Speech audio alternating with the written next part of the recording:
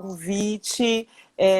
Me sinto super honrada. Acho que é super importante a gente falar sobre o tema. Como psiquiatra, né, médica, eu me preocupo com a prevenção, com a promoção da saúde. E eu acho que medidas de prevenção, diagnóstico precoce, são fundamentais para a gente ter saúde, e a saúde não só física, mas a mental. Passa por tudo isso, né, gente? Então, é assim, quando a Val me convidou para esse tema, né, sobre câncer de mama e saúde mental, eu fiquei pensando um pouquinho, né, na relação disso. E assim, o que a gente observa? Infelizmente, as doenças crônicas, de modo geral, não só o câncer, eles costumam ter um impacto emocional muito grande. Quando a gente pensa em doença psiquiátrica, depressão, ansiedade, são doenças que não têm uma causa definida. Elas são multifatoriais. Então, a pessoa tem uma genética, ela tem uma predisposição para ter, e eventos do meio, estresses, doenças, perda de emprego, pandemia, tudo isso pode desencadear um quadro. E como é comum, eu fui pensar assim nos meus pacientes, né? Eu tenho muitas pacientes que estão em tratamento ou que tiveram câncer e acabaram buscando ajuda nesse momento, uma ajuda emocional. Porque a gente sabe, né? É uma doença que tem uma carga muito pesada. As pessoas, tem gente que nem fala o nome, aquela doença, tem medo de falar o câncer, porque traz um estigma, traz um medo de morrer. E a gente nem sempre consegue lidar com isso. Doutora Tassinha, então, como tu estava falando, essa doença do câncer, ela pode estar relacionada com transtornos psicológicos, com conflitos internos, assim, quando a pessoa tem depressão, ansiedade, estresse, ela pode desenvolver devido a esses certeza, transtornos? Miriam. Assim, a gente sabe, cada vez, é uma via de mão dupla, na verdade. O adoecimento emocional, doenças psiquiátricas, elas mexem com o organismo como um todo. Então, assim, a gente sabe, nas pesquisas, está cada vez mais sendo estudado que a depressão e outros transtornos têm um caráter quase inflamatório no cérebro. Então, assim, liberam substâncias, substâncias inflamatórias no cérebro. Para vocês entenderem em uma linguagem bem simples assim. Então, pensa, isso afeta todo o nosso corpo. Aumenta a liberação de hormônios, muitas vezes de estresse, cortisol, tudo isso. E isso pode mexer o quê? Pode mexer, inclusive, com a imunidade, né? Tem cada vez hoje em dia mais estudos relacionando a questão do intestino, que tem uma grande produção de serotonina com sintomas emocionais. Então, assim, pense, você não estando bem emocionalmente, você pode até ter uma predisposição de desenvolver uma série de doenças autoimunes, porque não câncer. Não se tem estudos tão exatos sobre isso, mas muitos pacientes com câncer acabam relatando que vinham passando por momentos difíceis de vida, por situações de estresse crônicos, sofrimento emocional. Então, sim, a nossa saúde emocional, ela interfere em tudo. Pode interferir, inclusive, na nossa saúde física, sabe? Por isso que é tão importante, eu procuro muito no meu trabalho, no consultório, mesmo nas redes sociais, trabalhar com essa questão de promoção de saúde. Você favorecer, você melhorar a sua autoestima, você ter uma vida saudável, se alimentar bem, dormir bem, ter bons hábitos, que isso ajuda na nossa saúde mental e, por consequência, na nossa saúde física. Então, a gente hoje em dia, né, com essa questão mesmo de Covid, a gente vê como é importante a questão da imunidade, de você estar bem, de você se alimentar bem, praticar exercício, que tudo isso se torna um protetor. Talvez, porque não um protetor para uma doença crônica, mais grave, que não tem uma causa definida. Assim como a depressão, assim como as doenças da minha área não tem uma causa definida, única, câncer também não tem. Alguns tipos de câncer estão bem relacionados, né? Com hábitos específicos de vida. Mas câncer de mama, por exemplo, não tem uma causa única. Você vê mulheres de todas as idades. Claro, mulheres mais velhas, pós-menopausa, tem um índice maior, mas tem um monte de meninas jovens que desenvolvem. Então, assim, não tem uma causa única definida, não é uma coisa só hormonal. Claro, quanto mais a gente pensar em promoção de saúde e bem-estar, em estar bem, faz uma diferença. E, por sua vez, uma vez tendo o diagnóstico de uma doença crônica, assim, como câncer, pode sim abalar o emocional. E pode a pessoa desenvolver sintomas ansiosos, sintomas depressivos, que necessitem de ajuda, de psicoterapia, de tratamento psicológico e muitas vezes tratamento medicamentoso. Como eu falei, eu tenho algumas pacientes que procuram o tratamento por um quadro depressivo, por exemplo, após um diagnóstico ou um tratamento de câncer. E vem outras questões, né? O tratamento é muito sofrível, quimioterapia e tudo mais, traz muitos efeitos colaterais, mexe com a autoestima da mulher, a queda de cabelo, queda dos pelos, né, de modo geral, além dos efeitos colaterais muito sérios. E tem a questão do corpo, né? Alguns casos a mulher precisa fazer a mastectomia parcial ou radical, né? Retirar as mamas. E pensa pra gente, enquanto mulher, como essa questão do corpo, do feminino, da nossa mama, isso afeta muito a nossa autoestima.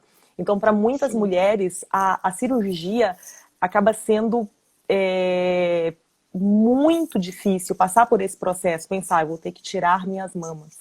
Então, o trabalho emocional nisso, de dar esse suporte, e não só profissional, mas das pessoas ao redor, né, familiares, amigos, é fundamental, porque a mulher se sente totalmente fragilizada. Assim, Pode falar. Acho que a Miriam gostaria de comentar alguma coisa que nós recebemos na nossa estética também, muitas pacientes que passaram por essa situação de ter que tirar os seios, e elas chegam com a autoestima muito abalada. Então, não é só um processo estético que nós vamos trabalhar na autoestima da pessoa também.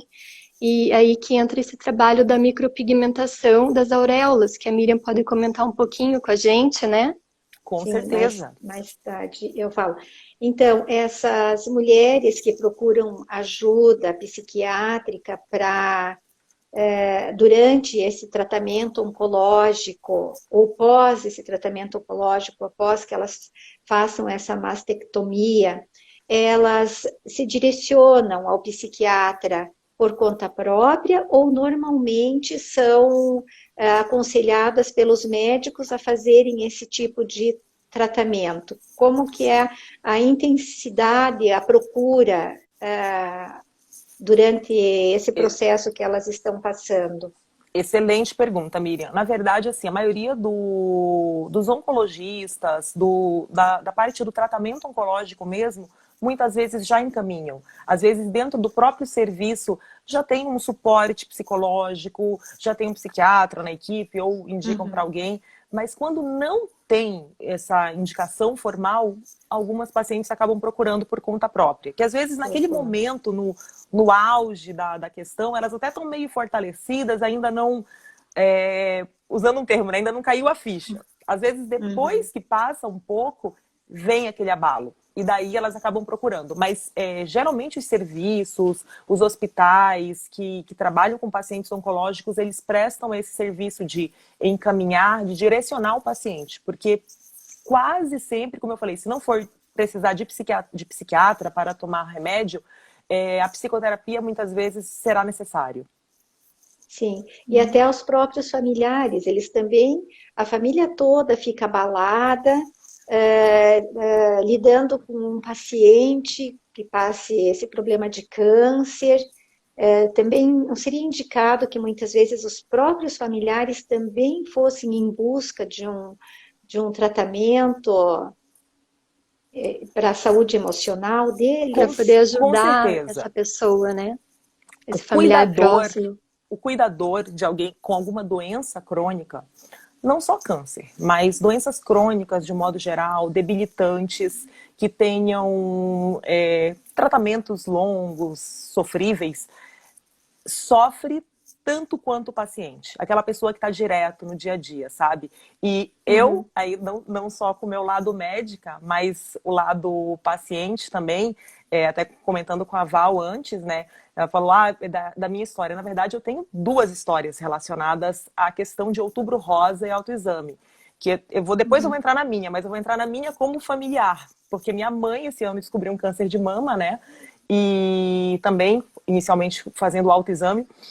E acompanhar é muito difícil, gente. Você perceber. Eu não fui a cuidadora mais direta, até por essa questão de Covid, e ela ser do grupo de risco e tudo mais. Então, assim, mas acompanhando o mais perto que eu pude. Ver o meu pai, a dedicação de ficar, levar para quimioterapia, acompanhar a cirurgia, tudo, é muito difícil, sabe? Sim, porque a gente percebe que como se fosse uma rede invisível que vai se alastrando esses pensamentos destrutivos, negativos e tristes em que as pessoas estão envolvidas no momento desta doença, né? Todos, Sim. Fica um todos pouco sofrem pesado, junto. então tem Todo que... mundo sofre, exatamente. E aí Não uma dá para coisa manter muito... o pensamento só sofrendo. Tem que tentar, de alguma forma, você tá inteira, tá forte para dar suporte para aquela pessoa E também. nessa hora, o que é muito engraçado é que você vê a questão da saúde mental, da importância.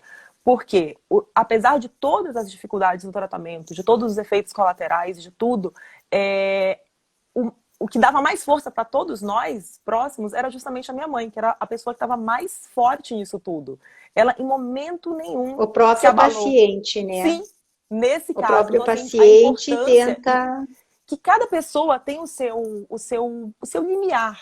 Cada pessoa, a gente chama de resiliência, né? De você suportar as adversidades, as coisas. Umas pessoas são mais resilientes, outras são menos. E é muito importante a gente perceber isso, a gente se conhecer, conhecer as pessoas que estão próximas da gente, nossos familiares, até para buscar ajuda.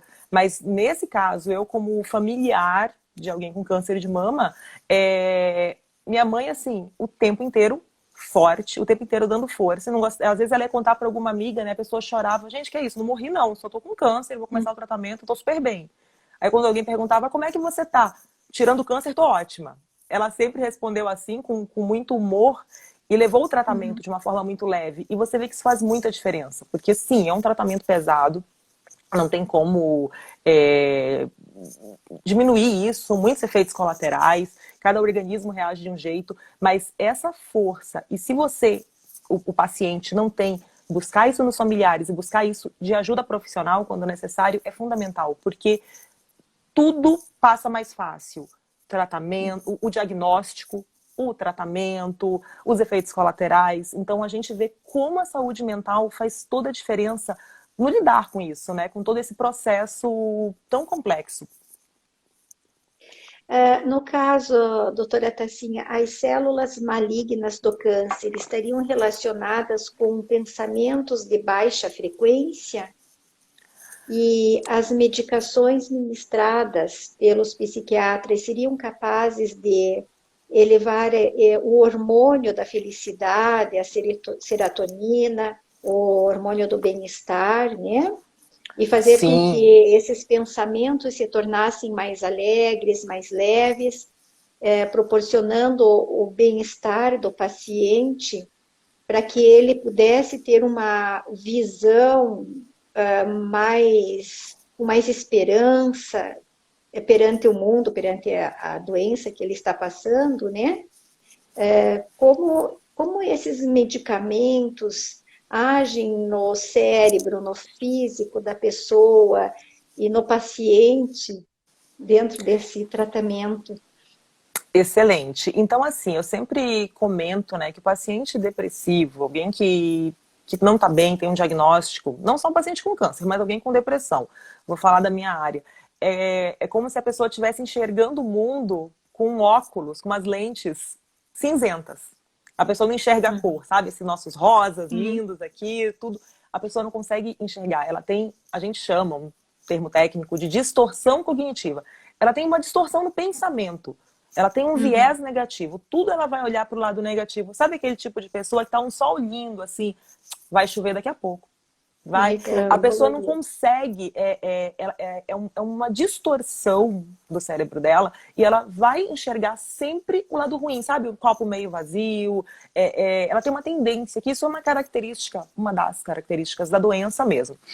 Então, assim, uma pessoa depressiva, que já está com uma doença assim, claro que ela vai ter pensamentos mais negativos, ela vai ficar ruminando, não vai dar certo, eu vou morrer, vai ter metástase, ela vai ter uma tendência, esse viés negativo. E claro, isso vai interferir no tratamento, isso vai debilitar mais ela.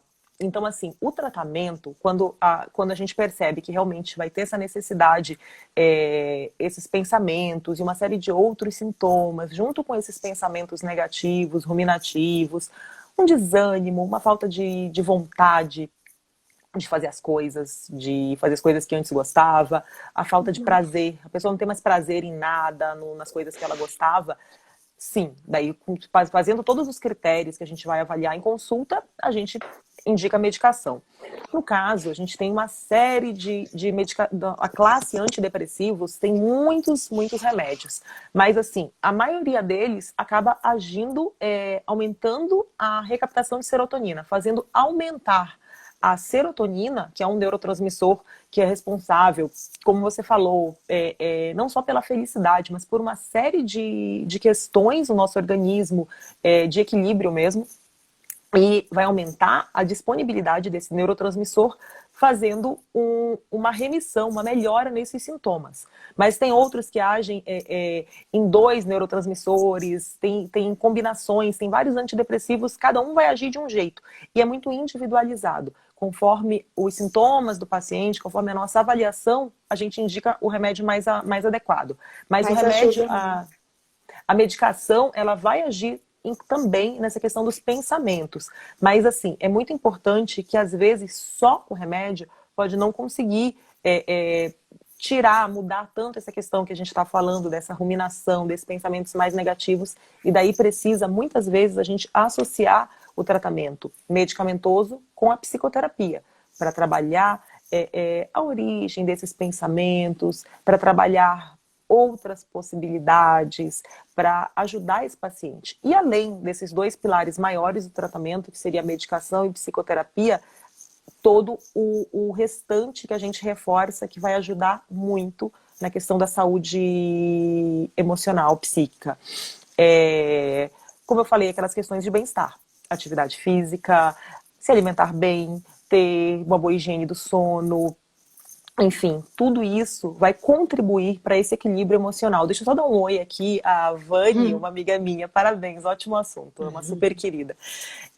Então, assim, tudo isso vai contribuir para esse aumento, para esse equilíbrio nos neurotransmissores, né? Não é só uma questão, não é tão simples assim esses mecanismos, mas basicamente é isso, e com isso a pessoa vai começar a mudar essa chavezinha, né? Esse viés negativo. Eu brinco, vai tirar esse óculos cinza para enxergar as coisas com mais cor, com mais prazer novamente. Porque muitas vezes a depressão e a própria doença, o câncer pode retirar da pessoa. Vou fazer um parênteses aqui, né? Que você falou da terapia. Tem alguns livros, Você Pode Curar a Sua Vida, da Louise Hay. E uma das coisas que eu gostei muito, que ela ensina a fazer para mudar esses pensamentos, quando vem um pensamento triste, um pensamento repetitivo, é o potinho da gratidão. A gente tem ele aqui em casa, né? E nesse potinho, você agradece tudo. Agradece pela comida, agradece que você foi ao banheiro, agradece pelo dia, pelo sol, pela chuva. E você aprende a ir mudando esses pensamentos. E vai agradecendo.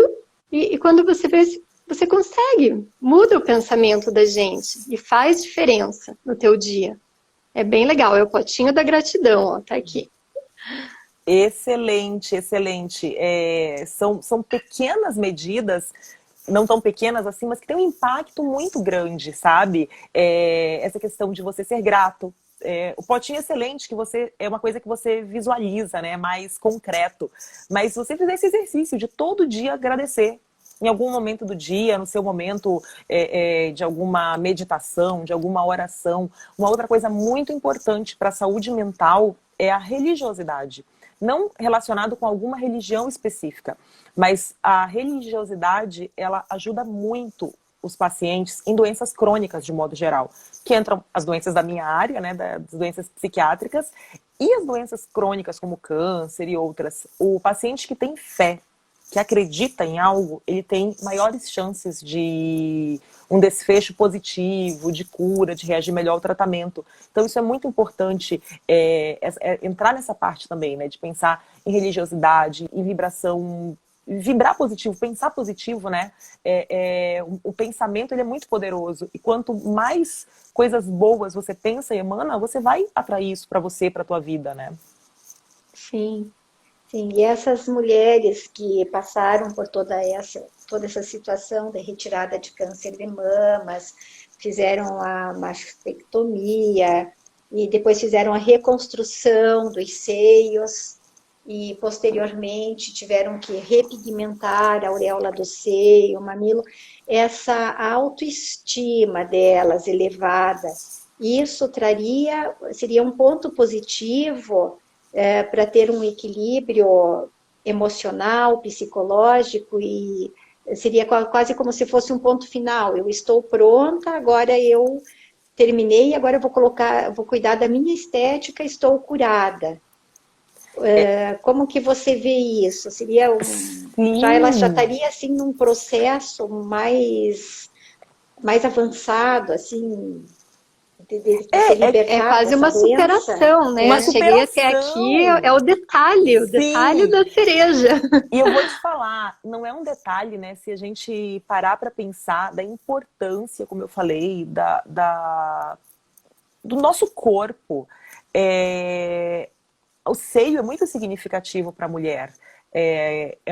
Como eu falei, a questão o nosso lado feminino, é o nosso lado materno, a gente ama, quem é mãe, que amamenta, significa tanta coisa.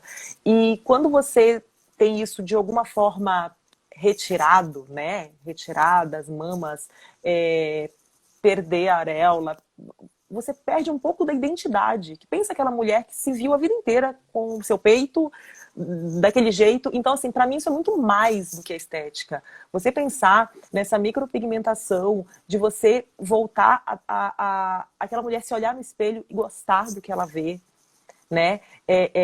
Tem pacientes nesse processo que às vezes você não pode fazer a cirurgia imediatamente, tem que esperar um tempo, tudo. Então, assim, até chegar nessa fase, tem mulheres que não se olham no espelho. Elas não têm coragem de se olhar, porque não se reconhecem. Quando elas têm que tirar, não é prótese, mas às vezes tipo um enchimento, né? Elas usam um sutiã com um enchimento antes de colocar a prótese de silicone, alguma coisa assim. Elas não reconhecem o próprio corpo.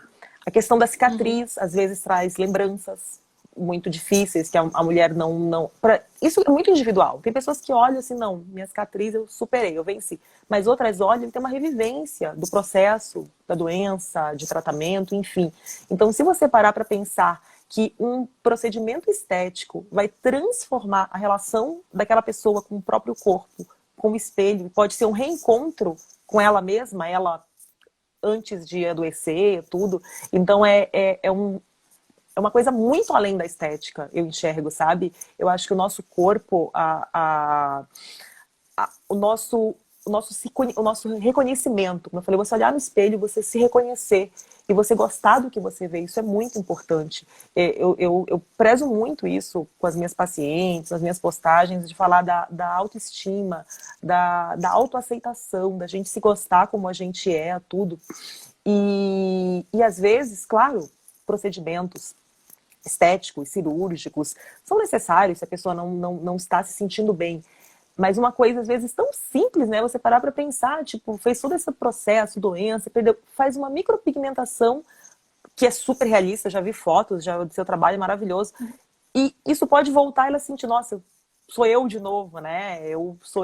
Não sou mais eu doente. Sou eu sim. curada. Se sente curada, né? Maravilhoso. Pois é, então, gente... E essa parte, até você comenta assim, de se aceitar ao natural. Eu achei super bacana, até se você quiser compartilhar a tua experiência, né? Eu já sabia e depois ouvi um depoimento também seu, tanto assim de aceitar o seu cabelo, aceitar o seu corpo. E sabe que uma experiência minha da pandemia agora, eu não fiz mais luzes no meu cabelo, eu deixei o natural. Gente, veio tanto cabelo, e você sabe o que que é você lavar, não ter mais que passar secador, um monte de creme, e você começa a gostar do jeito que você é, essa autoaceitação, como ela é importante, né? Demais. Então, assim, fica à vontade, né? Ah, com certeza, eu conto sim, eu acho que a gente compartilhar ajuda, às vezes, outras pessoas. Então, assim, nessa questão do autoexame, eu, em dezembro de 2017, na palpação, eu encontrei um nódulo. Encontrei um volume, um negócio que não era normal.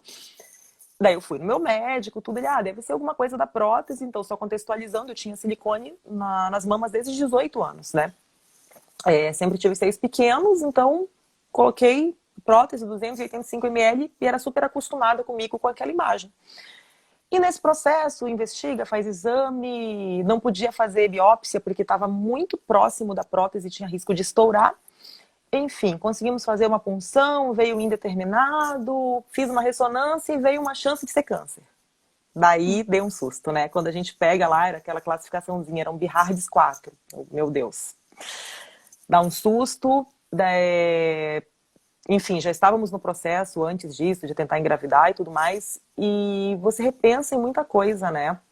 E eu tinha que, pelo tamanho, tinha uns 5 centímetros, era enorme, o tratamento seria retirar o nódulo e as próteses, que já tinham uns 15 anos. E todos os meus médicos, meu ginecologista, minha masto, todos falaram, não, você pode tirar e já colocar uma outra prótese. Não vai interferir em nada, e para amamentar, para nada, enfim. E eu parei e pensei bastante. Eu falei, pra quê? Eu não quero, vou deixar natural. Mas pensei bastante, fiquei com medo de como é que ia ser essa questão de me olhar no espelho, né? Que penso, desde 18 anos eu tinha uma autoimagem com um volume X de mamas, usava um tamanho tal de roupa, e eu falei assim, não, eu quero deixar natural. Vou fazer isso. Eu quero amamentar, quero deixar natural. E outra, teve uma questão da cicatriz, porque para retirar a prótese antiga, retirar excesso de pele, tudo, eu fiz uma mastopexia, que é aquela cicatriz de T invertido, né? Então faz na base da mama e sobe até a areola. Mas mesmo assim eu estava tão segura de mim, eu falei, vou fazer, não quero colocar. Eu lembro meu ginecologia, todo mundo perguntou várias vezes, se você não quer colocar? Eu falei, não quero. Coloquei, e eu lembro que a primeira coisa, quando eu tirei, né, que eu olhei, eu falei, uau, adorei. Porque eu estava tão segura, eu acho que isso é muito importante dessa questão desse processo de autoaceitação. Eu acho que a autoaceitação é parte de um processo. Sei lá com 18 anos eu não tinha a cabeça que eu tenho hoje, com 36. Quase 37. Eu, sei lá, eu queria ter o seio maior, eu queria ter o cabelo liso, eu queria um monte de coisa. E que hoje não fazem diferença pra mim. Que hoje, na verdade, eu prefiro natural. Como você, eu também não faço luzes desde a pandemia. E tô adorando, assim, mais escuro, não tem estresse de fazer, retocar. Cabelo natural também já tem desde 2013. E eu estou nesse caminho desse processo de naturalidade. Então, assim, mesmo a cicatriz não me incomodou. Porque eu estava tão segura de mim, desse processo. E assim, e o melhor de tudo, né? A grande bênção foi tirado, tudo foi para biópsia, era benigno, então não precisei fazer nada. Eu estava tão feliz desse resultado de não ser nada, de estar saudável. Ficar sem a prótese, para mim, representou não ter que me estressar em fazer uma nova cirurgia depois, se tivesse que tirar, trocar, porque acaba que precisa, você tem que fazer uma manutenção, tudo, dependendo, como eu falei, da onde tivesse posicionado, poderia ter ficado escondido pela prótese. Por sorte, ele estava bem em cima, então eu consegui sentir a palpação, senão eu ia ter um atraso muito grande nesse diagnóstico. Então, assim, esse processo tão rico de você se descobrir, se aceitar e aceitar que existem muitas belezas. Não existe só um tipo de beleza. um padrão de beleza. Existem muitas belezas. E a gente entender isso, entender que do jeitinho que a gente é bonito, a gente se gosta, se você se gostar, se você se cuidar, isso é excelente. Então, pra mim, como eu falei, foi só gratidão ter achado esse nódulo, não ser nada. E depois, um mês depois dessa cirurgia, eu recebi meu primeiro presente foi não ser câncer, não sei nada. E um mês depois recebi a minha notícia da gravidez da minha filhota. Então, é só gratidão, né? E assim, amamentei tranquilo, não atrapalhou nada. Bem, eu já tinha tirado, né, a prótese, mas eu confesso que eu tinha um pouco de medo, porque pensa, foi um peito muito mexido, né? Tinha prótese, tira nódulo e pá.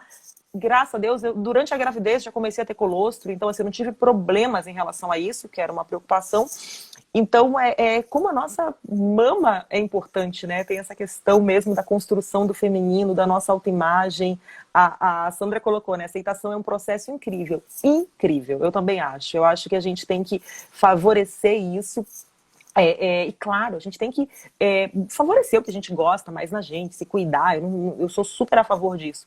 Mas se você consegue se olhar no espelho e se gostar realmente, se sentir bem na sua pele, no seu corpo, isso é maravilhoso demais, gente. Eu acho que muito da saúde mental tá nisso aí, né? Uhum. Obrigada por compartilhar com a gente, né?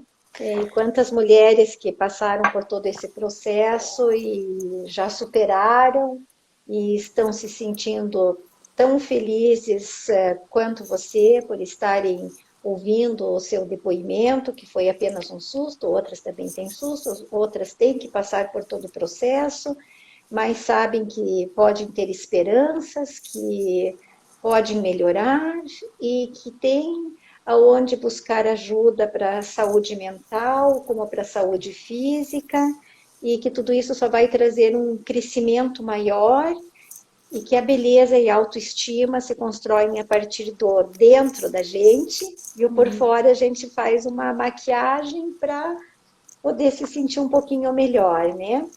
Sim. Mas perfeito. Gostei muito de poder ouvir o seu depoimento, bem emocionante. Ele está agora com a filha, né? Nós agradecemos a presença, Tassinha, muito obrigada por compartilhar a tua experiência pessoal, profissional, né? Isso é muito importante e a gente lembra a importância de fazer essa autoprevenção, né? Para todas as mulheres não lembrarem só no mês de outubro, mas que sempre a gente tem que estar acompanhando e cuidando disso, da nossa saúde, né? Queria falar só mais uma coisa dessa questão da importância da prevenção, que até uma amiga comentou, né?